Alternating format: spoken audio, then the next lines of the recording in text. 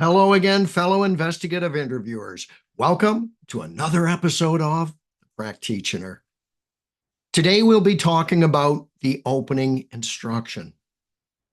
Opening instruction is the signal to the interviewee that a free recall account and episodic narrative is being requested. It's given after the initial engagement and explanatory phase of the interview has been completed. The wording, which is actually an open command or prompt as opposed to a question, is considered productive as it is memory-friendly, allowing for idiosyncratic recall as well as being non-leading, non-suggestive. In this way, it would prompt information that is full and not edited by the interviewer, what we often refer to as complete, reliable. Nonetheless, the definition of full could vary amongst individuals, and many interviewees would not understand the depth and breadth of detail required to properly investigate a matter. For this reason, the opening instruction would rarely be successful at achieving the full interview goals in isolation of some priming and follow-up. The goal of an opening instruction is simple. Get the interviewee to tell you so much information in the initial free recall account that the interview could be concluded without the need to pose many follow-up questions. Now, I agree that in the majority of cases, this would be a pipe dream, as the interviewees would have communication impasses that could negatively affect their recall.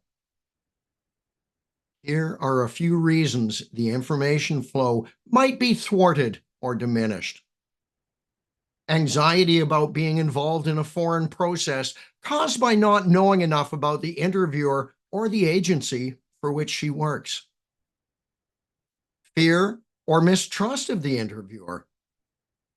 Lack of connection with the interviewer. Lack of understanding about why they are taking part in an interview, how it fits into the overall investigation. Misunderstanding or confusion about the specific incident or event that is the reason for the interview. Lack of appreciation for the goals and objectives of the interview. Lack of appreciation for the definition of the word detail. Lack of understanding about how memory may be enhanced. Distraction or anxiety caused by the interviewer's use of a check sheet, interviewer note-taking, being electronically recorded, their perception or belief that the process should be rushed, and anxiety and apprehension about what to do if she doesn't know, remember, or understand something.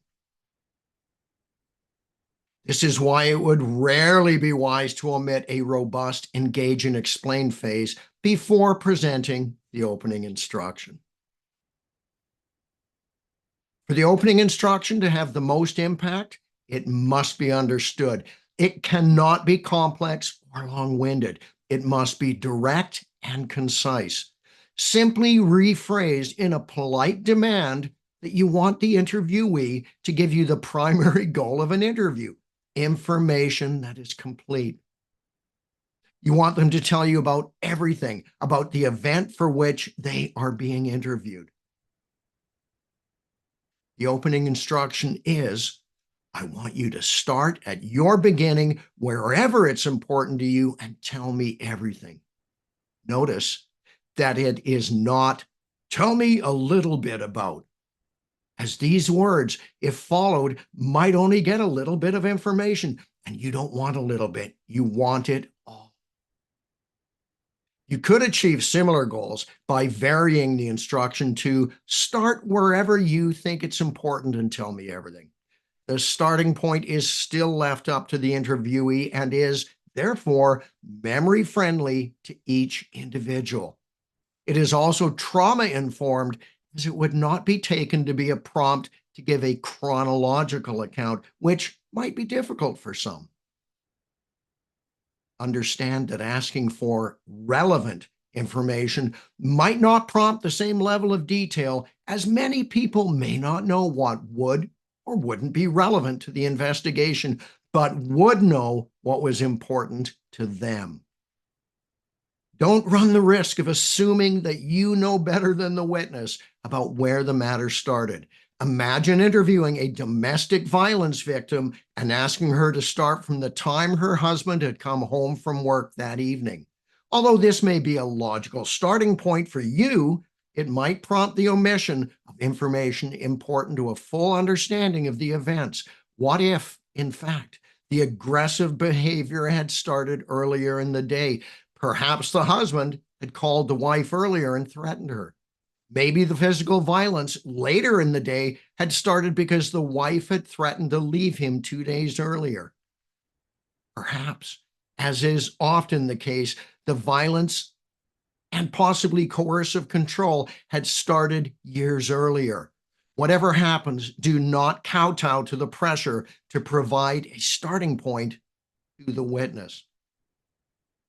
In fact, you could use the two wordings together in a sequence to move a confused or difficult witness to choose his own starting point. The following scenario will show you what I mean. Start at the beginning and tell me everything about this. Sure. Where do you want me to start? At the beginning. Where's that? Wherever it's important to you.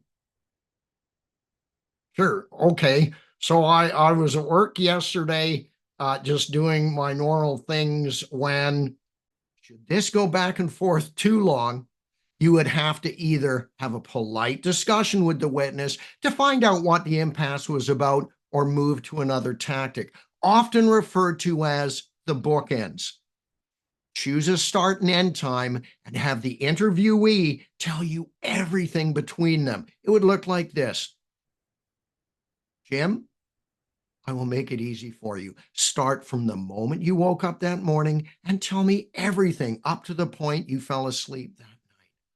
Now, obviously, this instruction would not be optimal, as it could lead to omitted information outside the specified parameters. However, you may be able to salvage some of it by posing more questions later about topics before and after the initially specified period. When used on a suspect or respondent, this same instruction is called the alibi instruction, as it is used to strategically invite him to choose to lie about what he was doing and where he was. And I hope I clearly emphasized the word choose, as it must be a choice. For example, you might ask the respondent if he was the one who had harassed the alleged victim. If he were to answer, no, I wasn't even in the lunchroom that day, you would want him to tell you everything he was in fact doing. You would pick your bookends and request that he tell you everything that happened between them. Start from the moment you woke up that day and tell me everything that happened until you fell asleep that night. If he chose to lie, you would be able to investigate his account and compare it to checkable facts. If through further investigation, you were able to prove he had not told the truth during the alibi account, his own words might have as much probative value as if he had, in fact, confessed to the wrongdoing. The choice of start and end points may vary according to the circumstances. As with a physical crime scene, it would be better to set the perimeter too far than too close. For example, starting too close to the main event would not afford you the opportunity to observe fluctuation in behavior and detail between the trivial and relevant periods. These deviations may be of great import later when developing a probing strategy. Should your interviewee provide fine-grained detail for the period before and after the main event and scarce detail during, this could indicate intentional editing for which productive probing should be attempted.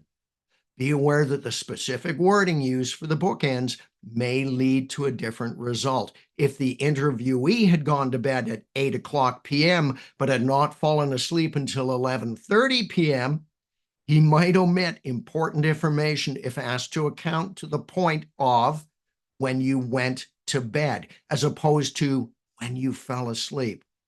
As assumptions that everyone lives a life like you could be dangerous, perhaps a better set of bookends would be start from the moment you woke up and tell me everything until you fell asleep. Once the interviewee starts talking, we must remain silent and not interrupt. We should take notes on the objectives raised, the people, locations, actions and conversations, times, and objects, so the exact topic names could be used to develop them if needed. More information on the development of these objectives and their constituent topics may be found in the episode on objective order. Well, folks, I think this gives us enough to chew on for today. Even though it may seem easy, I always recommend we put some thought into the wording of our opening instruction, as although it's short, poor wording could lead to less information. A little preparation and practice should help us to be our best. So